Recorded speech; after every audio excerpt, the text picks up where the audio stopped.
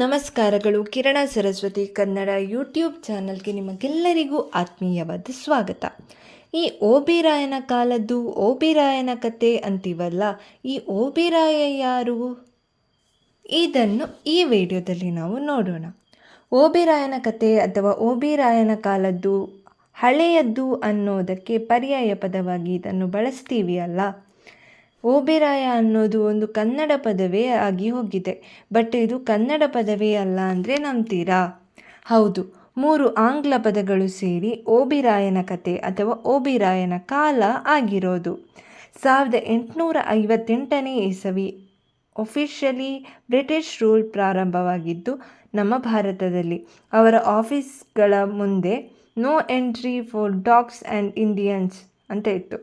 ಇವರ ಶೋಷಣೆಗೆ ಪ್ರಾರಂಭ ಅಂತ್ಯ ಅನ್ನುವುದೇ ಇಲ್ಲ. ಇಂತಹ ಶೋಷಣೆಗೆ ಒಳಪಟ್ಟಂತಹ ನಾವು. ಅವರು ಸಾಕಷ್ಟು ರೂಲ್ಸ್ಗಳನ್ನು ನಮ್ಮ ಮೇಲೆ ಹೇರ್ತಾ ಇದ್ದರು. ಅವರು ತಗೊಳ್ತಾ ಇದ್ದಂತಹ ರೆಫರೆನ್ಸ್ ಓಲ್ಡ್ ಬ್ರಿಟಿಷ್ ರಾಯಲ್ ಪುಸ್ತಕದಿಂದ. ಯಾವುದೇ ಒಂದು ರೂಲ್ಸ್ ಅಥವಾ ಹೊಸತಾಗಿ ನಿಯಮವನ್ನು ಹೇರಬೇಕು ಅಂತ ಅಂದಾಗ ತೆಗಿರಿಯ ಪುಸ್ತಕ ಅಂತ ಹೇಳಿ ಓಲ್ಡ್ ಬ್ರಿಟಿಷ್ ರಾಯಲ್ ಎಂಬ ಪುಸ್ತಕವನ್ನು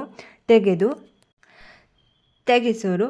ಹೋಗ್ತಾ ಹೋಗ್ತಾ ಇದು ನಮ್ಮ ಜನರಿಗೂ ಗೊತ್ತಾಗಿ ಹೋಯಿತು.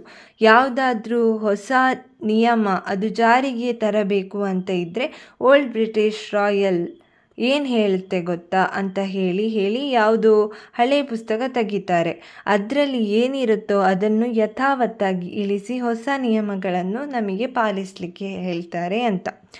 ಈ ಮೂಲಕವಾಗಿ ಹಳೆಯದು ಅನ್ನೋದಕ್ಕೆ ಪರ್ಯಾಯ ಪದವಾಗಿ ಹೋಗುತ್ತೆ ಓಲ್ಡ್ ಬ್ರಿಟಿಷ್ ರಾಯಲ್. ಇದನ್ನು ಶಾರ್ಟ್ ಫಾರ್ಮ್ ಅಲ್ಲಿ OB-ROY ಅಂತ ಕರಿತಾ ಇದ್ರು, which means old British royal. So ಹಾಗಾಗಿ ಜನ ಹಳೆಯದ್ದು ಅನ್ನೋ ಪದಕ್ಕೆ ಪರ್ಯಾಯ ಪದವಾಗಿ ಇದನ್ನು ಬಳಸ್ತಾ OB-ROY ಕಾಲದ ಪುಸ್ತಕ ತೆಗಿತೀರಾ ಅನ್ನೋದ್ರಿಂದ ಪ್ರಾರಂಭವಾಗಿ OB-ROY ಕಾಲದ್ದು OB-ROYನ ಕತೆ ಆಗಿ ಹೋಗಿ ಓಬಿರಾಯನ ಕಾಲದ್ದು ಓಬಿರಾಯನ ಕತೆ ಆಗಿ ಹೋಯಿತು. ಸೊ ಈಗ ಗೊತ್ತಾಯ್ತಲ್ಲ, ಬ್ರಿಟಿಷ್ನ ರಾಯಲ್ ಕಾನೂನು ಓಲ್ಡ್ ಬ್ರಿಟಿಷ್ ರಾಯಲ್ ಹೇಗೆ OB-ROY ಆಗಿ ಓಬಿರಾಯ ಎನ್ನುವ ಪದ ಹುಟ್ಟಿಕೊಂಡಿತು ಅಂತ. ಓಬಿರಾಯ ಕನ್ನಡ ಪದವಲ್ಲ, ಆಡು ಭಾಷೆಯಲ್ಲಿ ಇದು ಆಗಿ ಹೋಗಿದೆ ಒಂದು ಕನ್ನಡ ಪದ ಅಷ್ಟೇ. ಈ ಮಾಹಿತಿ ನಿಮಗೆ ಇಷ್ಟವಾಗಿದೆ ಎಂದು ಭಾವಿಸುತ್ತೇನೆ.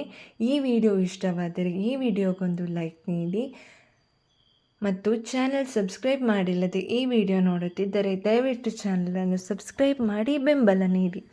ಇನ್ನೊಂದು ಮಾಹಿತಿಯೊಂದಿಗೆ ಇನ್ನೊಮ್ಮೆ ಸಿಗೋಣ. ಧನ್ಯವಾದಗಳು.